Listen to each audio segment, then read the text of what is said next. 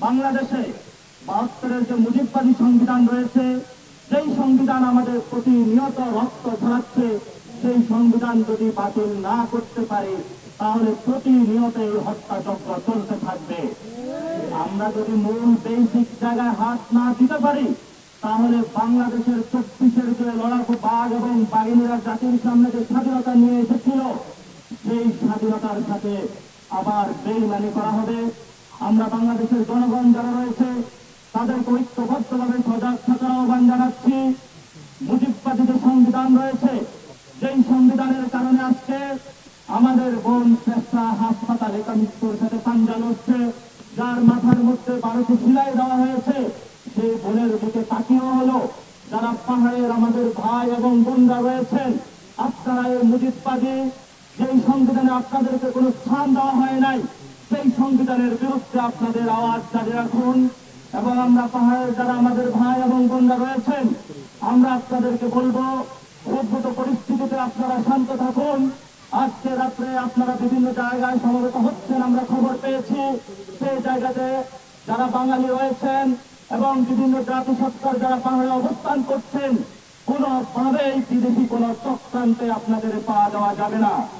আমরা গতকালকে একটি স্টেটমেন্ট দেখেছি যে বাংলাদেশকে অস্থিতিশীল করার চক্রান্ত চলছে বাহিরের এবং ভিতরের শক্তি থেকে।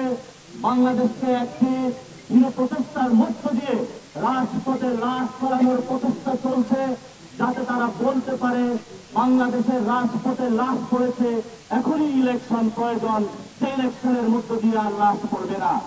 আমরা মনে করি এই যে আজকের যে ঘটনা ঘটেছে, এটা গতকালকে ভারতীয় যে সেনাপ্রধান যে বক্তব্য দিয়েছিল যে আমাদের দ্রুত নির্বাচনের মধ্যে যেতে হবে এবং বাংলাদেশের যে রাজনৈতিক জনগোষ্ঠী তারাও একই সাথে সুর মিলিয়ে বক্তব্য দিয়েছিল যে দ্রুত ইলেকশন ম্যান্ডেটের মধ্যে যেতে হবে।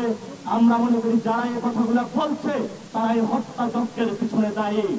আমরা মনে করি যে বাংলাদেশ যথেষ্ট স্থিতিশীল জায়গায় আছে ২৪-এর পরবর্তী জায়গা থেকে, কিন্তু এই নির্বাচনমুখী যারা দ্রুত গতিতে নির্বাচনের ভুয়া তুলে বাংলাদেশের রাজপথে লাশের রাজনীতি করতে চাচ্ছে, আমরা তাদেরকে বলবো লাশের রাজনীতি থেকে সরে আসুন।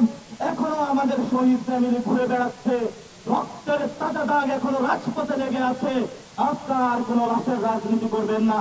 পাহাড়ে বিভিন্ন দল জনগোষ্ঠী এবং মতাদর্শী যারা পন্থী রয়েছেন, আমরা তাদেরকে বলবো আগামী বাংলাদেশে আপনারা শান্ত থাকুন।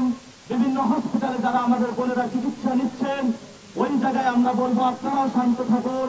বাংলাদেশের পাহাড়, বাংলাদেশের সমতল, বিভিন্ন যারা জনগোষ্ঠী রয়েছেন, আপনারা উত্তেজিত হচ্ছেন বিভিন্ন পরিস্থিতির কারণে, বিদেশি চক্রান্তের কারণে। আপনারা সেই চক্রান্তে পা দিবেন না। আমরা সেই সংবিধানের বাতিল চাই। সেই সংবিধানের কারণে প্রতিনিয়ত আমাদের সমতল হোক, পাহাড় হোক, বিভিন্ন যে জাতিগোষ্ঠী রয়েছে, মারমা, সাঁওতাল, চাকমা, বাঙালি, যারাই হোক, প্রতিনিয়ত তাদের আজকে রক্তক্ষরণ হচ্ছে। আমরা আগামীতে